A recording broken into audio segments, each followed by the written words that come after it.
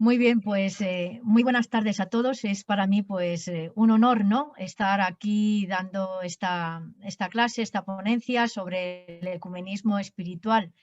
Les voy a compartir una pantalla en la cual vamos a ir viendo un resumen de lo que yo voy a ir desarrollando, también para que de alguna manera pues algunas cosas que a lo mejor se pierden cuando yo hablo, lo que sea, pues quedan ahí como más reflejadas, más escritas. Entonces voy a compartir la pantalla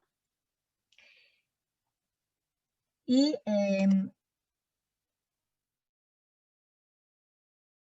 que pone un poco hasta que se cargue. Bueno, les comienzo a decirles un poco de qué vamos a tratar, ¿no? A lo largo de esta ponencia.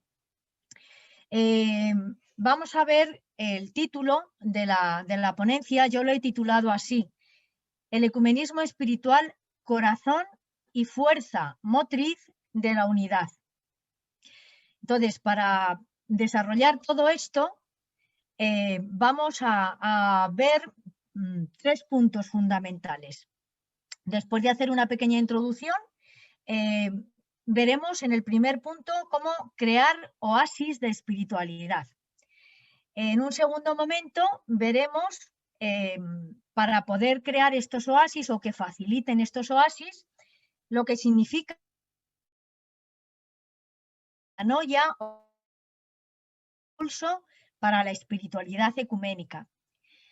Y en un tercer lugar vamos a ver en esta espiritualidad ecuménica la necesidad también de hacer ese reseteo institucional, he dicho yo un poco utilizando la palabra que hoy día no se da a cuando uno pues trata de resetear y volver un poco a clarificar el ordenador y todas estas redes, ¿no? Pues lo que significa en definitiva esa reforma, ¿no? La reforma institucional. Bien, entonces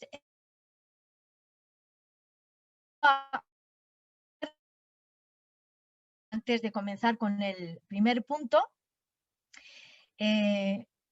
lo que quiero manifestar es que en medio de este mundo actual, marcado por el relativismo, el materialismo, la técnica y el escepticismo posmodernos, así como paradójicamente por un anhelo de espiritualidad que muchas veces termina en prácticas esotéricas y que parecen poder satisfacer una iglesia prevalentemente institucional, nos urge plantearnos cómo llevar a cabo nuestro diálogo entre los cristianos de las edades cristianas. Premia la necesidad de dialogar y sobre todo la necesidad de orar. Porque la fuerza motriz originaria y el corazón del movimiento ecuménico es la espiritualidad ecuménica. El Espíritu Santo, tal como nos dice el decreto del Concilio Vaticano II, Unitatis Redintegratio, es el fundamento de la unidad eclesial, que nos apremia a la oración ecuménica común, a la conversión personal, a la reforma institucional, a la penitencia y al esfuerzo por la santificación.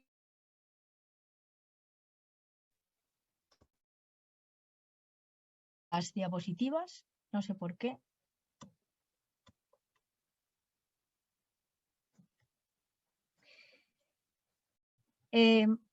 Oración, como vemos, Intenta pulsar con el ratón en la pantalla. a ver, vamos a ver. Ahora, vale. A ver. Sí, ahora creo que sí, ¿vale? Perdón. Bien, por consiguiente, oración, conversión, reforma y santidad, vividos y encarnados en personas, comunidades y carismas concretos que deben encontrar de Jesús, que todos sean uno, como tú, Padre, en mí y yo en ti. Lo encontramos en el Evangelio de Juan, capítulo 17, versículo 21, ¿verdad? Hemos oído muchas veces este texto. Con estas palabras, Jesús no nos da una orden, sino que nos propone una oración para poder superar, con el amor que nace de él, los malentendidos y prejuicios, así como comprender nuestras diferencias y encontrar convergencias y consensos entre nosotros.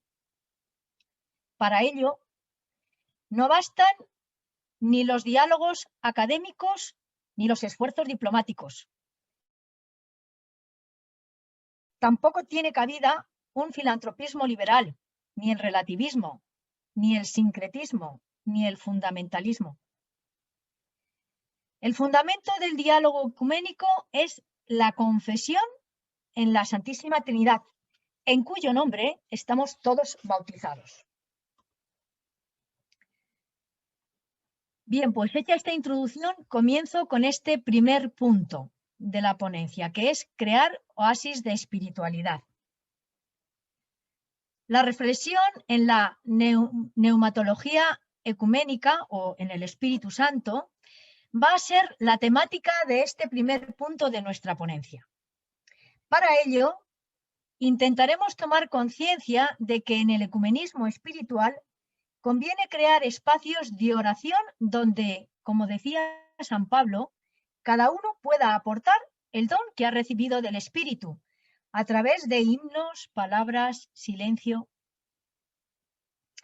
Crear estas atmósferas de espiritualidad y estas fragancias de fraternidad nos dará oxígeno para beber abundantemente en las fuentes bíblicas a través de la lección divina y su oración coloquio entre.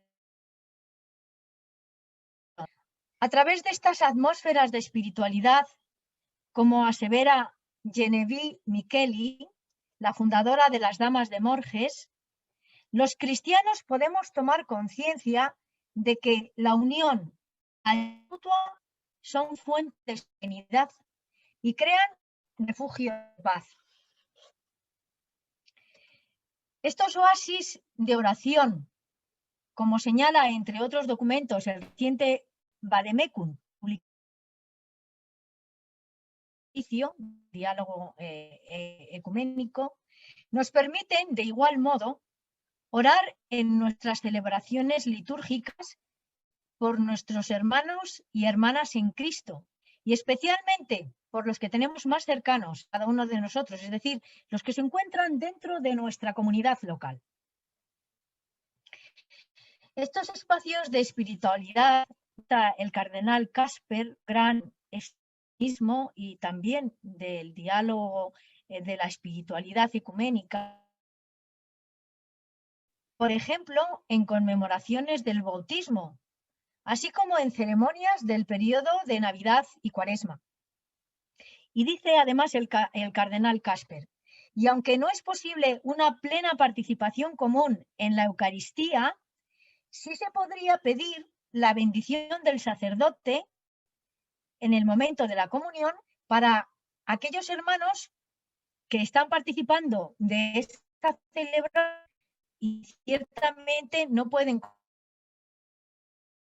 El sacerdote que está celebrando sería un modo de acercamiento y de que no se sientan excluidos de aquella celebración que estamos haciendo los cristianos de una confesión concreta.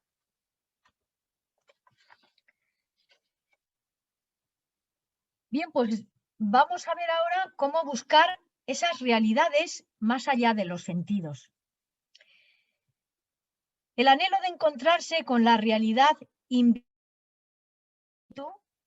es el objetivo del ecumenismo. Para ello, es necesario un estilo de vida apoyado en la fe en Jesucristo. Un modo de vida que, como decía Melanchthon, el gran amigo de Lutero, ¿verdad? Y que con él le ayudó tanto en el inicio de la Reforma, Decía así Melanchthon sobre cómo debe ser este modo de vida y esta fe en Jesús. Abro comillas. No es creencia en la historia de Cristo, sino fe en el propósito de su encarnación, crucifixión y resurrección. Pues Él crucificado se levantó entre los muertos para justificar a todos los que crean en Él. Cierro comillas. El Espíritu Santo, este espíritu que debe estar presente en esta espiritualidad ecuménica, nos decía también San Agustín, comillas, es la fuerza de gravedad de la caridad. El empuje hacia arriba, aquel de gravedad hacia abajo y todo a la realización en Dios. Es decir, el espíritu es aquel que, a pesar de las debilidades, siempre conduce hacia, siempre nos ayuda a esperarnos. Porque todo lo bueno y toda verdad que hay en nosotros, que hay en las iglesias, pues todo eso bueno y paz, decía también Santo Tomás de Aquino, venga de donde venga, proviene del Espíritu Santo.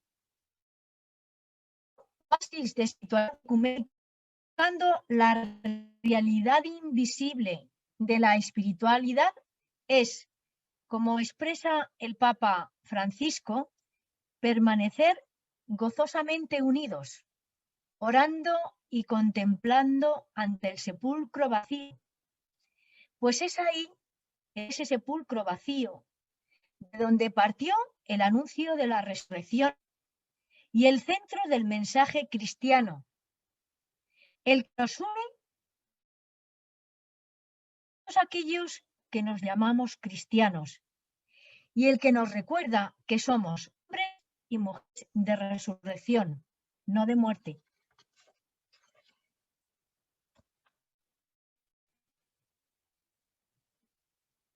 Pues vistos estos oasis, vamos ahora a ver con la palabra de Dios. ¿Cómo podemos realizar esa oración? Uno de los mejores oasis ecuménicos que podemos crear es la espiritualidad para esa lección divina de la que hablaba antes, para orar, estudiar la Sagrada Escritura.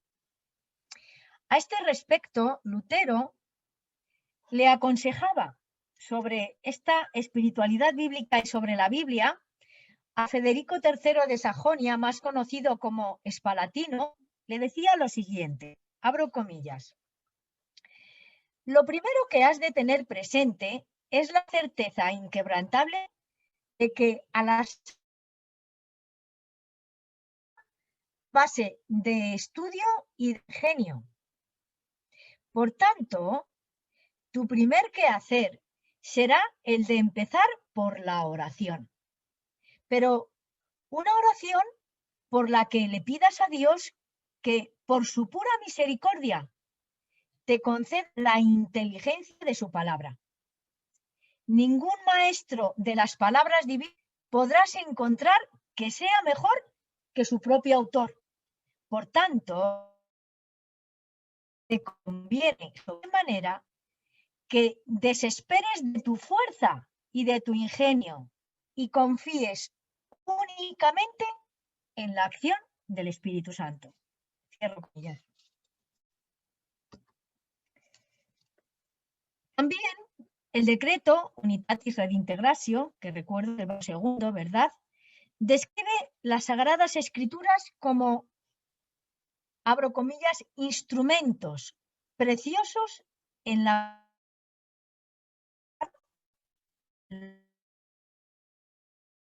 de este deseo de vivir y orar en comunión la palabra de Dios es el precioso testimonio hecho vida, de nuevo, lo traigo aquí como cita, de la vida de las damas de Morges.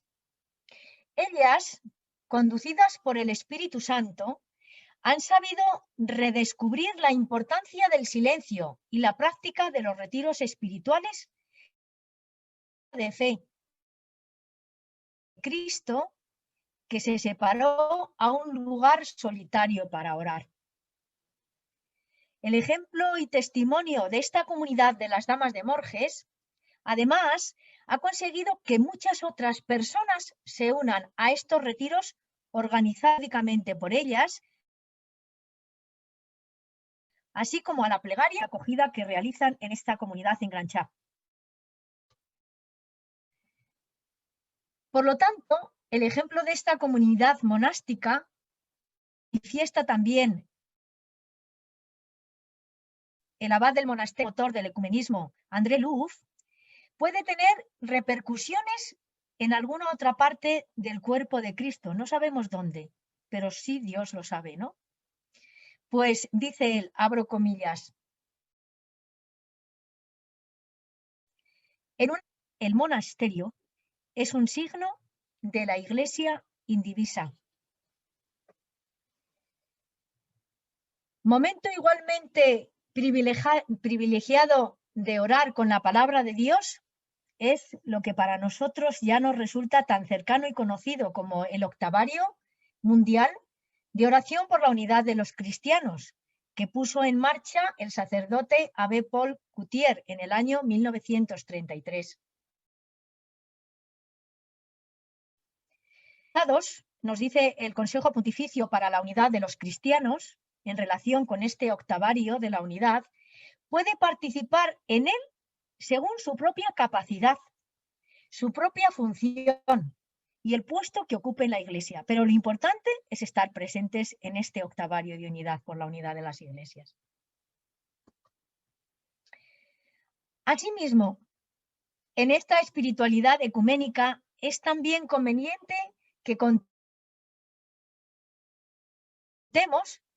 con la presencia de María, pues ella supo abrazar como nadie el misterio de Jesús. Así lo aconseja el gran monje y teólogo San Bernardo de Claraval, a quien Lutero, que por eso voy a nombrarlo, porque como Lutero, tanto a él como Juan Taulero, que nombraré después, les tenía un gran afecto y se apoyaba en ellos para su espiritualidad, me he permitido para esta ponencia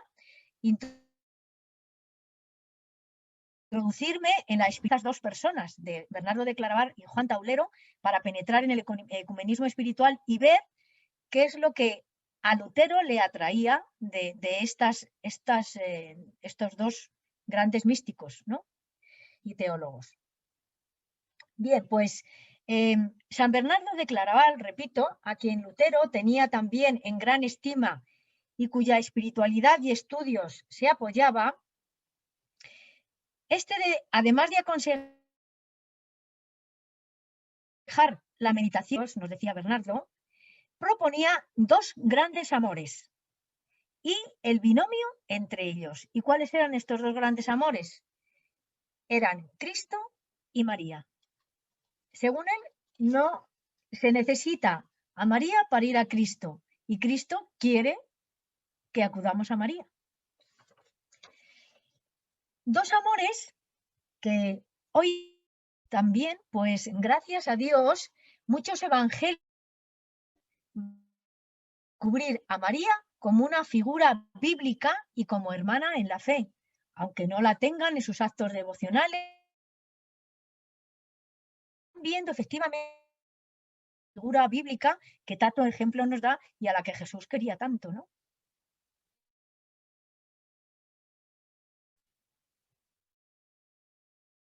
Ponencia, que va a ser desarrollado bajo el título La metanoia, impulso para la espiritualidad ecuménica.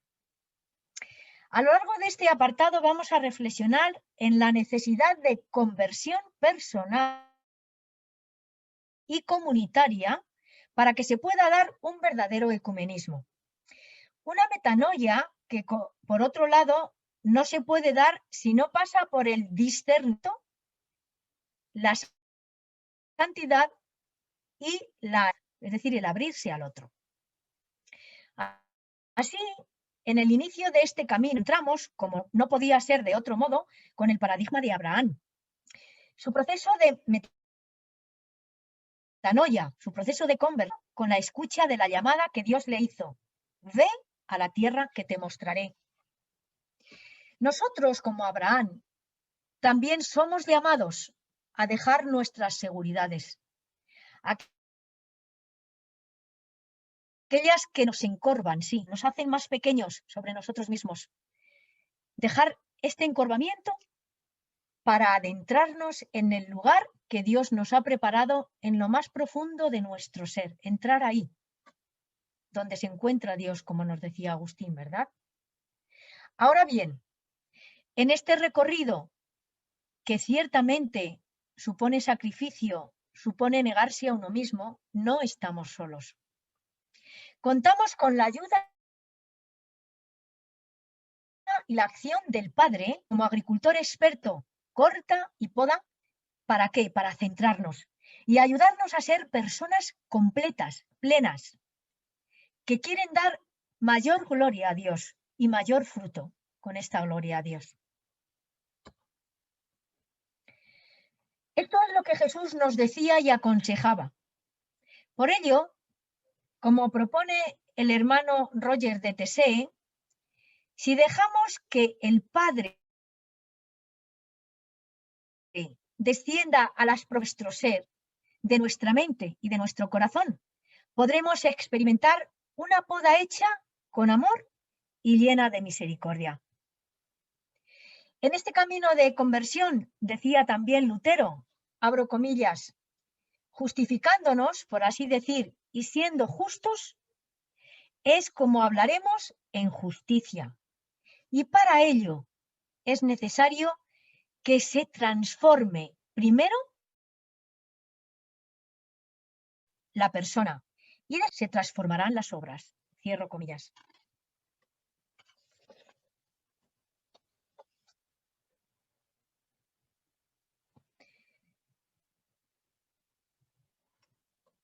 De este modo, y siguiendo la llamada como hizo Abraham, nos convertiremos en una bendición para todos. Bendición, pues, para todos, no solo para los que quieren o piensan, como aclara el Papa Francisco, los cristianos, como sarmientos de la misma vid, somos vasos comunicantes donde el bien y el mal de cada uno hace que se derrame sobre los demás, sobre el cuerpo de Cristo. Cuerpo formado por los bautizados de las diversas iglesias y comunidades cristianas que, aunque no sean de los nuestros, son suyos, son de Cristo. Esta es la razón por la que todos debemos convertirnos no a nuestra iglesia, sino a la persona de Cristo.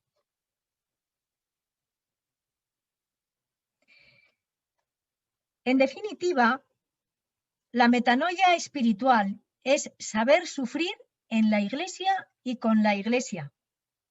Pues, como expresaba, de nuevo cito al hermano Roger, abro comillas, no hay amistad ni purificación del sufrimiento. No hay amor al prójimo sin cruz. La cruz por sí sola nos permite reconocer la profundidad insondable del amor. Cierro comillas.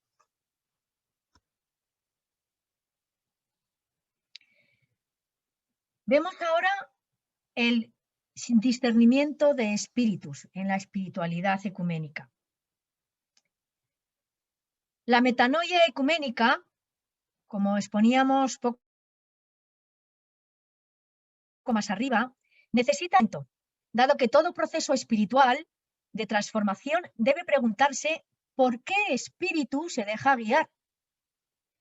Es decir, debe plantearse si es el Espíritu Santo el que lo conduce o más bien el espíritu del mundo o el espíritu del tiempo. De ahí que en este discernimiento uno de los criterios fundamentales que debe regirnos sea la confesión de fe en Jesucristo. Y por eso San Pablo nos decía, nadie que hable por el Espíritu de Dios, dice, anatema sea Jesús. Y nadie puede decir Jesús es el Señor sino por el Espíritu Santo.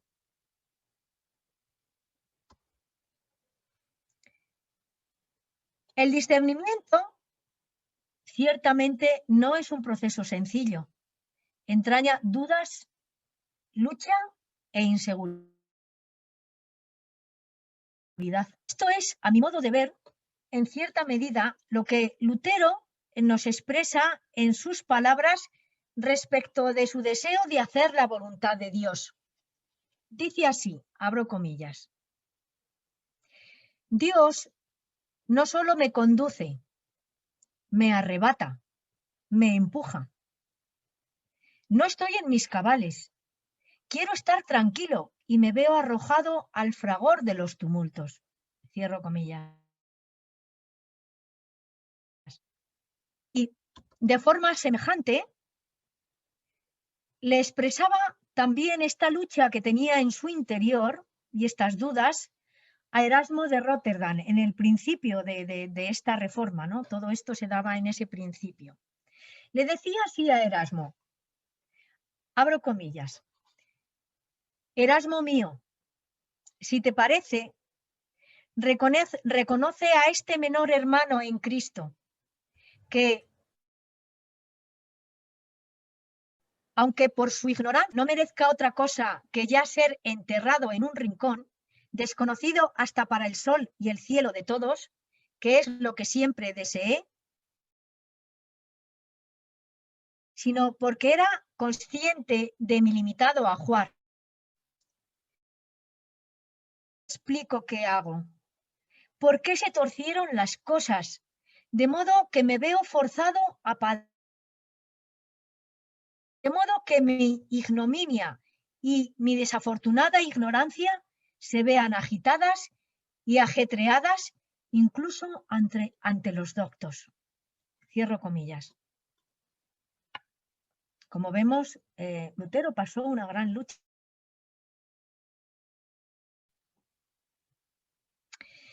Bien, pues también por su parte, los grandes maestros de la vida espiritual nos han dejado ricas experiencias a este respecto. Entre ellos, de nuevo, menciono a San Bernardo de Claraval, que, como ya he dicho, Lutero tenía en gran estima y se apoyaba en sus escritos. San Bernardo experimentó, y con los otros, pero sobre todo con él, que llegó a afirmar que si la misericordia fuese pecado, él no se podría salvar. Es decir, es tan grande la misericordia de Dios que si esto fuera al contrario, esa misericordia fueran pecados, sería imposible.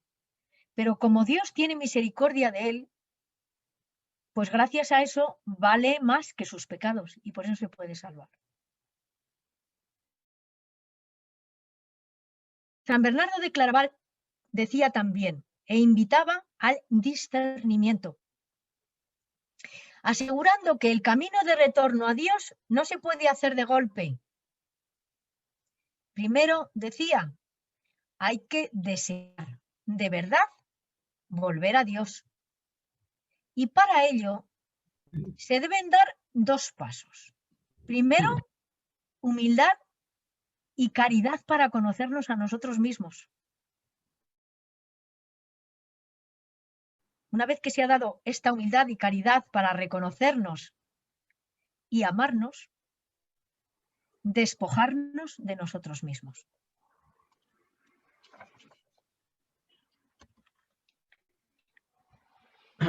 Pasamos ahora a ver la configuración plena con Cristo.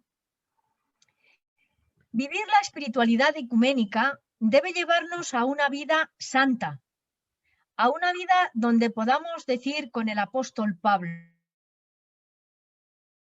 pero no soy yo el que vive, es Cristo quien vive en mí. Y mi vida de ahora en la carne la vivo en la fe del Hijo de Dios, que me amó y se entregó por mí. Pasa. Para configurarse con Cristo, para Sí. vivir la santidad, por lo tanto, esto es Sí, configurarse con Cristo, la santidad, necesitamos tener un espíritu de oración transformada en contemplación. Lutero, con el temor de dejar esa vida de oración, le decía así a su amigo Escolampadio, abro comillas, ruega por mí. Estoy ocupado en tantos negocios exteriores que corro el riesgo de terminar yo que comencé en espíritu. Cierro comillas. Y así nos dice respecto de esta oración que inquietaba a Lutero, el Juan Taulero, a quien tanto de la Reforma, ¿no? Bien, pues también un poco en la espiritualidad de Taulero para ver qué me inquietaba, ¿no? ¿Qué le habría llamado a Lutero tanto de Taulero, ¿no? Y realmente es increíble, ¿no? Solamente les voy a decir poquitas cosas, porque he tratado de resumirlo, por supuesto, lo que dice Taulero, pero es...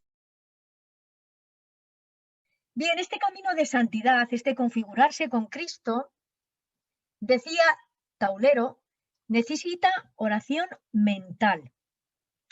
Necesita la oración del corazón. Oraciones, es decir, no es que las otras oraciones no tengan importancia, pero Taulero decía que no debemos olvidarnos de lo fundamental, que es la oración del corazón, la oración de contemplación. Y por eso decía, requiere de silencio y de una gran concentración para poder dar la espalda a todas aquellas cosas temporales que nos alejan de Dios. Por ello, añade Taulero, conviene exteriormente salmos o desgranar el rosario o cualquier otra oración recitada, por grandes y buenas que nos parezcan, pero que, sin embargo, permiten que nuestra mente divague. Para tener esta oración del corazón, esta contemplación, hay que prescindir, dice Taulero, muchas veces de estas oraciones y centrarse en Dios, contemplar a Dios, ¿no? Ahora bien, decía Taulero, a menos eso sí, que se trate del rezo de las horas canónicas de la liturgia, porque ciertamente en la liturgia estamos orando con Cristo. Luego es una oración del corazón, ¿vale? Es una oración contemplativa con Cristo. Por eso no se refiere él a la oración canónica, es decir, a las oraciones del oficio divino.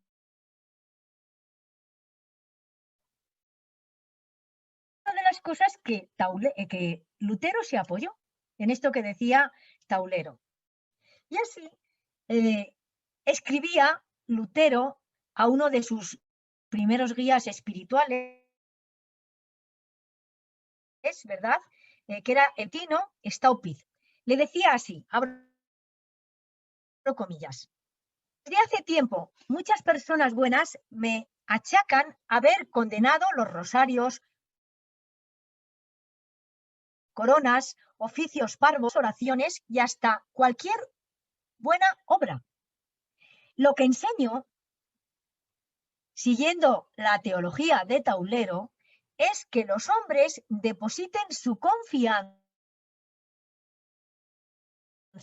no en oraciones ni en obras propias, sino solo en Jesucristo, porque no nos salvaremos por correr, sino por la misericordia de Dios. Cierro comillas.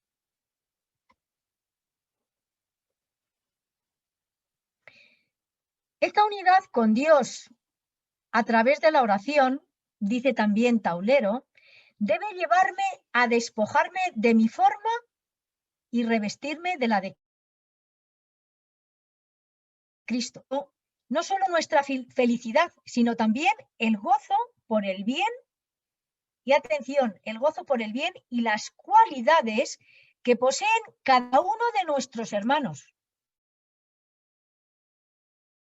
en ellos. Y aquí añado yo,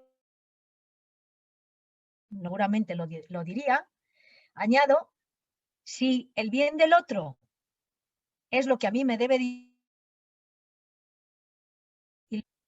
pues desde el momento que amo más el bien de mi hermano que el mío, es decir, los valores que posee cada uno de los hermanos de las otras iglesias cristianas, desde ese momento, verdades que tienen los otros, los valores que tienen los otros, que son suyos, pasan a ser también míos. Lo bueno que yo amo en los otros y en el otro, pasa a ser también mío. Porque en definitiva todo se basa en Cristo. Ahora bien, nos dice también Taulero, este configurarse con Cristo supone estar dispuesto a fundirse como oro en el crisol. Conlleva pasar por el sufrimiento y la angustia, donde el alma se siente alejada de Dios. Se halla en la nada del desierto, donde parece no saber nada de Dios y duda de si Dios se acuerda de ella. Es el paso de la muerte a la vida. Quizá por una lucha semejante, vuelvo a citar de nuevo a Melanchthon, pasó también él al final de su vida. Así Melanchthon, cuando ya estaba cercana a su propia muerte, ¿verdad? Se puso a escribir en dos papeles, se puso a escribir las cosas positivas de la muerte y las cosas negativas. Y entonces, escribiendo esto, las razones que tenía para temerla o las razones que tenía para desear esa muerte, entre otras cosas, de relación al momento de la muerte. En ella serás librado de los pecados y serás libre de la actitud y furia de los teólogos. Ciertamente sabemos que estaba en un momento duro, ¿no? Verás la luz, verás a Dios, contemplarás a su Hijo, conocerás esos maravillosos misterios que no has podido entender en esta vida. Cierro comillas. Y además, cuando ya está yerno, y su yerno le preguntó si necesitaba algo, y Melanchthon le contestó, nada sino el cielo. Creo que son preciosas, ¿no? Estas palabras de Melanchthon sobre ese momento de encuentro con Dios que él descubrió en este momento de dolor y de duda.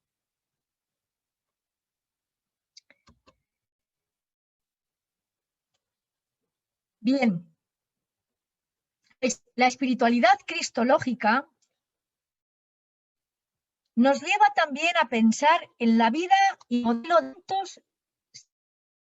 santos y mártires que tenemos en común todos los cristianos, desde los primeros siglos hasta la actualidad.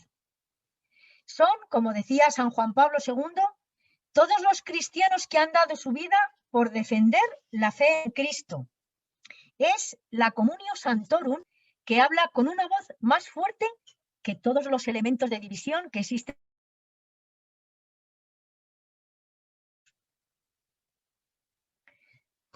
Y así lo manifiesta también el Papa Francisco al afirmar que cuando cristianos de diversas confesiones sufren juntos, unos al lado de los otros, se realiza el ecumenismo del sufrimiento, se realiza el ecumenismo de sangre, pues la sangre cristiana es la misma. Nuestras iglesias, por consiguiente, están ya unidas que comparten los santos y mártires que murieron por Cristo. Por eso, la devoción común a un santo, a un santuario o a una imagen particular puede ser motivo para todos los cristianos de organizar una peregrinación, una procesión o una celebración ecuménica.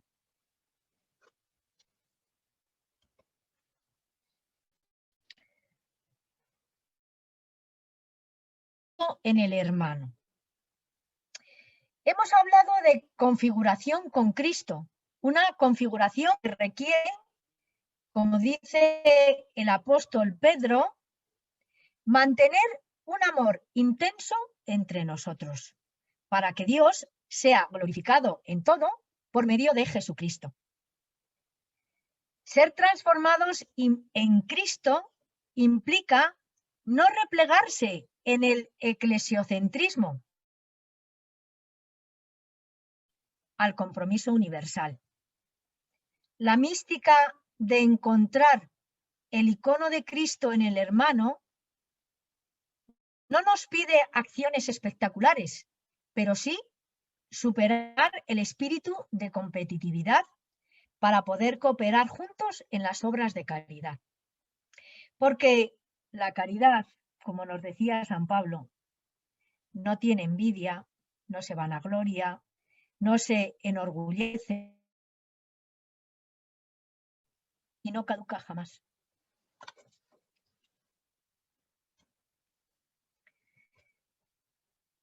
Pasamos ahora a este título que he dado, ¿no? Este reseteo institucional. A lo largo de este punto vamos a tratar de reflexionar en la necesidad de renovar las instituciones para que el ecumenismo espiritual se cumpla de una forma plena. Para ello,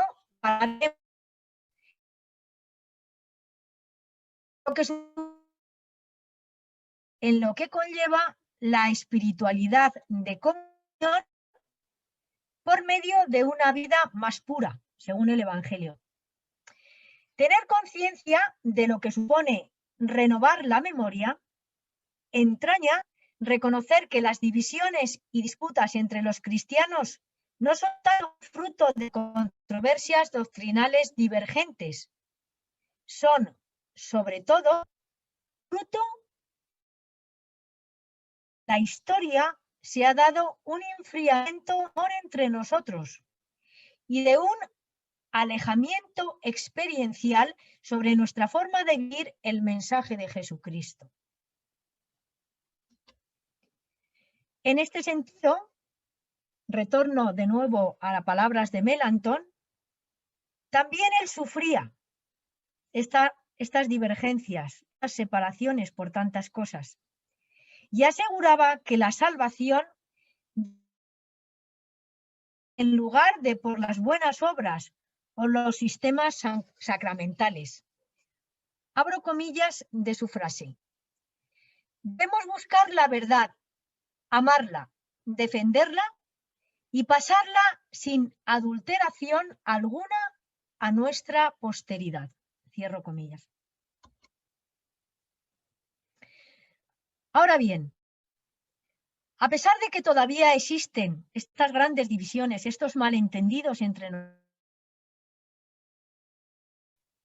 también hemos de animarnos pensando en la gracia de la resurrección, recordando, como dice el Papa Francisco, abro comillas, que igual que fue movida la piedra del sepulcro, así pueden ser removidos todos los obstáculos que impiden aún la plena comunión entre nosotros. Cierro comillas. Por otro lado, no elimina ni absorbe la alteridad y la forma de ser del otro. A este respecto, también nos dice el Papa Francisco y nos recuerda que el diablo, que siempre divide e insinúa la división, no nos tienta en esta división con la alta teología, sino con las debilidades de nuestros hermanos. Engrandezcamos sus errores y defectos, y sembrando discordia a través de la crítica entre nosotros y de las otras iglesias. Sin embargo, insiste el Papa, Dios siempre conduce a la unidad, porque nos ama como somos, débiles y pecadores.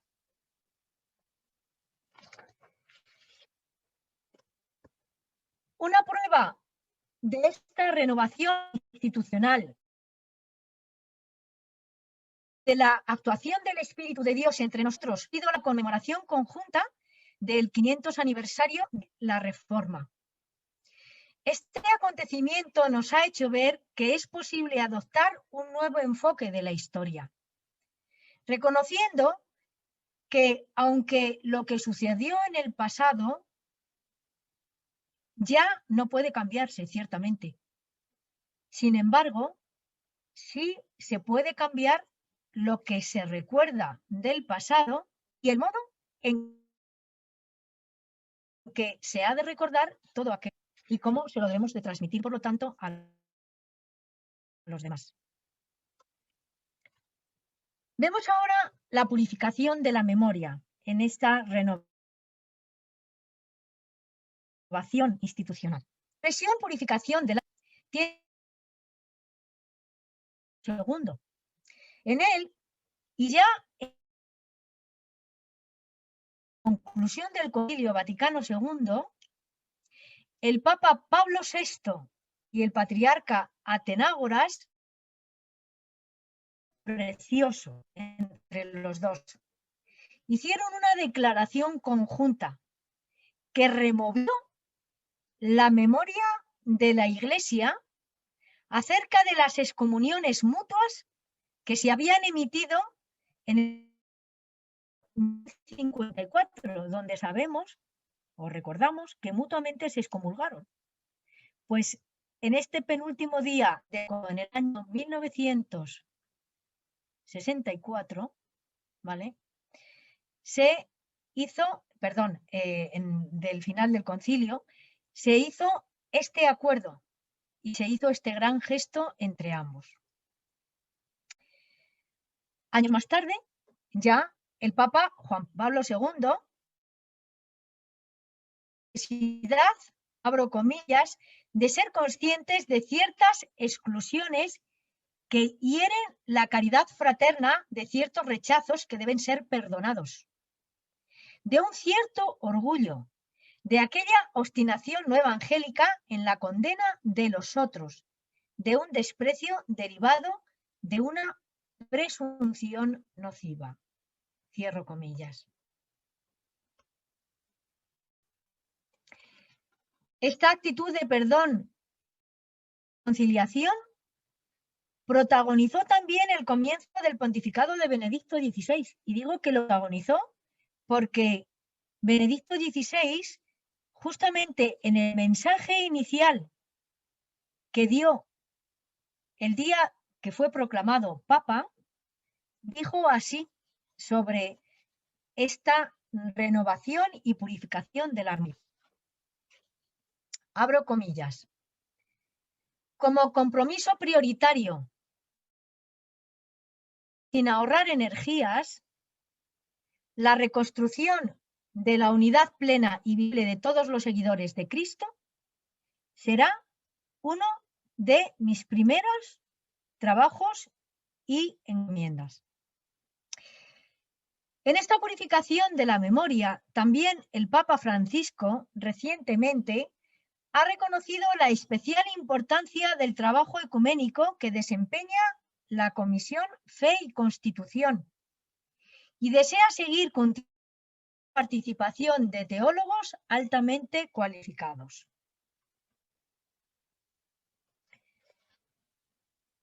En esta renovación institucional no puede faltar la espiritualidad de comunión.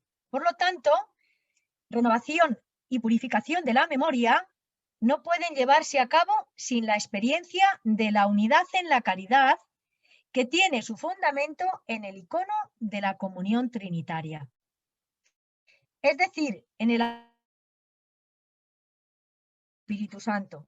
La Trinidad es nuestro modelo de comunión y por ello, como enseñaba en el siglo VI el abad y archimandrita Doroteo de Gaza, al igual que ocurre con los círculos concéntricos, que cuanto más se van acercando entre ellos, más se acercan al punto del centro, pues cuanto más se acerca cada uno a Dios, que es el centro de ese círculo, simultáneamente entre nosotros. Y por lo tanto, se produce también la unidad por la que Jesús oró.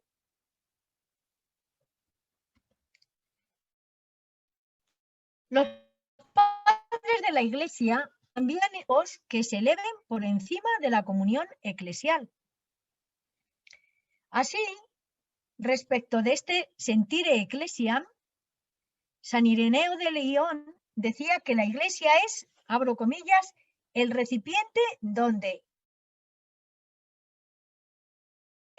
y se mantiene fresca, pues allí donde está la Iglesia está también el Espíritu de Dios. Y allí donde está el Espíritu de Dios está la Iglesia y toda la gracia. Cierro comillas. Y de forma semejante, Hipólito de Roma también invitaba a ese ser pronto en acercarse a la asamblea, a la Iglesia, porque en ella es donde florece el Espíritu. En la espiritualidad de comunión, tal como afirmaba el Papa San Juan Pablo II, y también lo reitera el Vademecum, publicado hace poco, no podemos olvidar el importante papel que tiene la vida consagrada en esta comunión, pues esta es un modelo especial de vivencia de la comunión y de la unidad.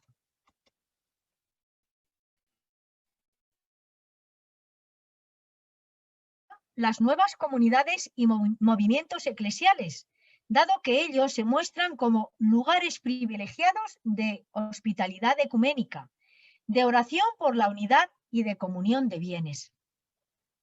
Asimismo, la espiritualidad de comunión puede enriquecerse con publicaciones y traducciones conjuntas de la Sagrada Escritura, con invitaciones mutuas entre las iglesias para predicar durante sus respectivas celebraciones no eucarísticas, con las peregrinaciones, como ya señalaba antes, con publicaciones en las fiestas más importantes, como son Navidad o Pascua, de un mensaje común entre un líder y otro de las iglesias, y ciertamente con un largo etcétera de actividades que deben estar presentes en ese deseo nuestro de comunión.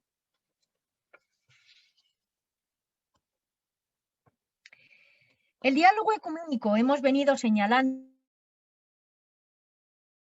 a lo largo de esta ponencia, es no solo intercambio de ideas y de dones, sino sobre todo de experiencias espirituales. Es el Espíritu quien nos une y nos llama a ser prójimos de todos, buenos samaritanos de la humanidad vulnerable, pobre y sufriente, como dice el Papa Francisco. El Espíritu Santo, que renueva la faz de la tierra, nos invita a buscar la verdad y a adelantar, ya aquí abajo, el gozo de la unidad, banquete celestial. Este banquete celestial del que Lutero hablaba a su padre cuando estaba cercana a la muerte de su padre. Le decía así, abro comillas, que vuestro corazón se regocije y se consuele en nuestra debilidad, porque en el cielo contamos con un seguro y fiel defensor, que por nosotros ha dado muerte a la muerte y a los pecados, que está allí y que con los ángeles nos está mirando y aguardando para que a la hora de nuestra partida no nos acongojemos ni tengamos miedo de caer en el abismo. Mucho más poderoso es Él que la muerte y el pecado. Y nada podrán estos contra nosotros. Es tan fiel y bueno que ni puede, con tal que lo deseemos firmemente. Cierro comillas. Muchas gracias por su atención.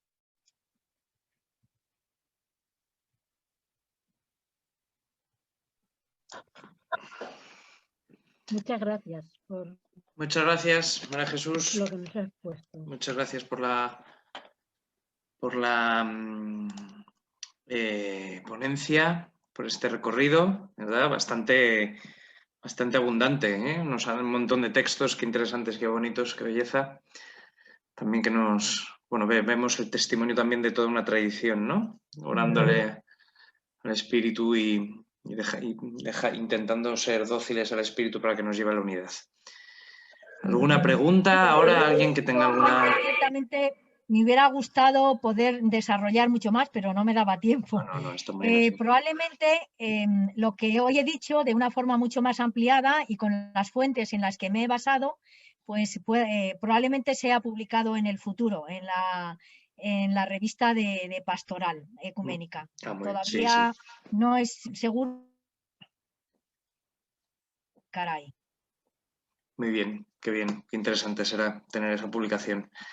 Bueno, tenemos ahora una posibilidad de hacer preguntas, de ofrecer algún comentario. ¿Alguien, si quiere, por favor?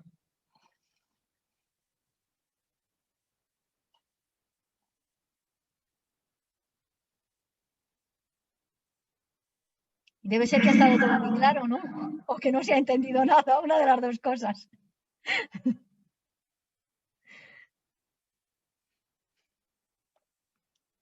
No se te oye, no te oigo. Tienes que quitar. ¿Quién interviene? ¿Está Gema? Gema, por favor, abre el Tienes que abrir el micro.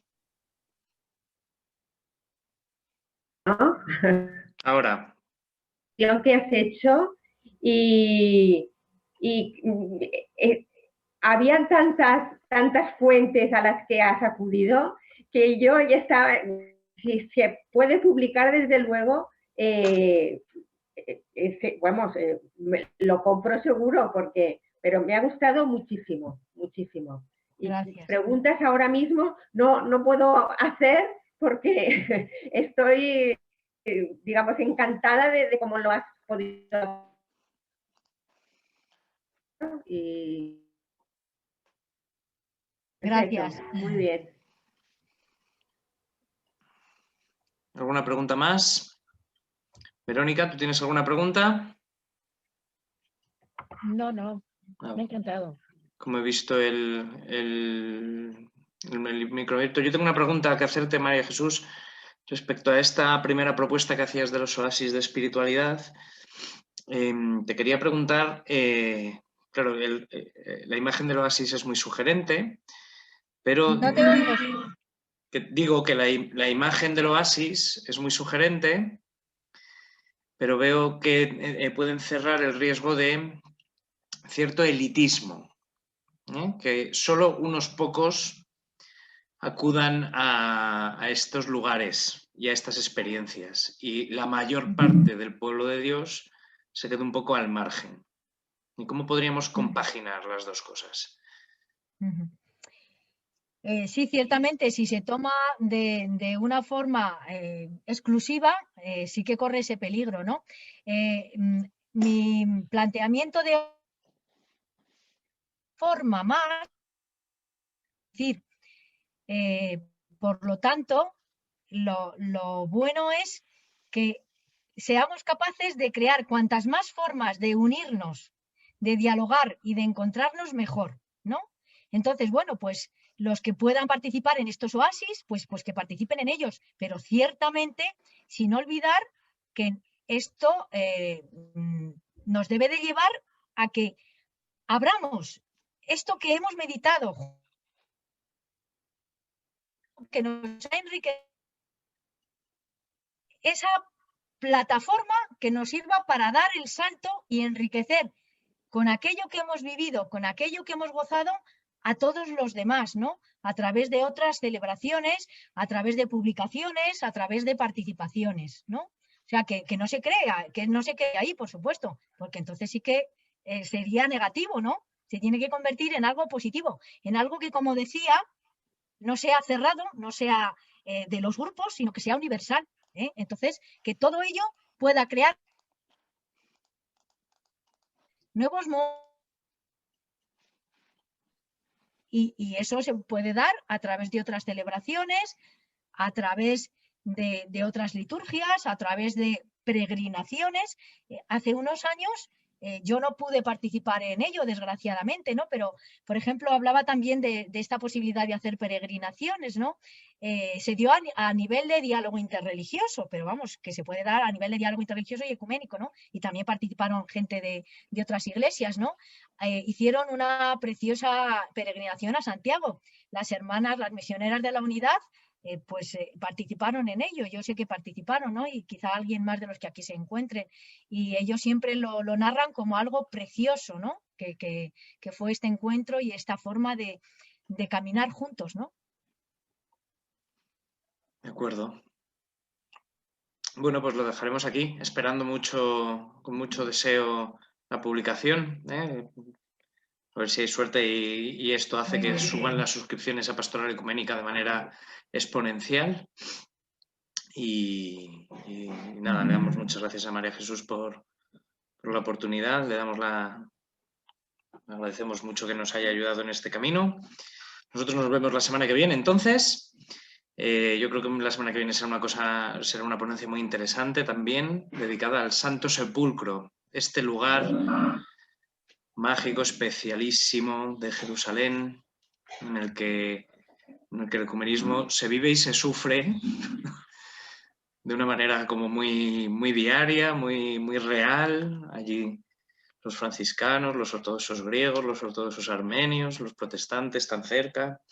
Bueno, yo creo que será una ponencia interesante. Vendrá Cayetana Johnson, profesora de arqueología, experta en excavaciones en Israel, colaboradora de San Dámaso, de la Universidad Complutense, también de Madrid, y nos enseñará un poco pues, el Santo Sepulcro como un lugar en el que, al que todos los cristianos miran y en el que todos los cristianos se encuentran, pues uno de los lugares ecuménicos por excelencia hoy en día, verdaderamente. Más allá, cada peregrinación a Tierra Santa siempre trae muchos creyentes como preguntándose precisamente, ¿no? Pues muchas veces el primer contacto que muchos católicos, por ejemplo, tienen de la ortodoxia y todas las inquietudes y preguntas que surgen siempre al respecto, pues esto lo veremos si Dios quiere la semana que viene. Buenas tardes a todos y feliz Cuaresma, feliz camino hacia la Pascua. Nos vemos Muchas gracias de nuevo, ¿eh? Gracias. Muchas gracias, María Jesús, de nuevo. Hasta la semana que viene. Adiós. Muchas gracias a todos. Adiós, adiós.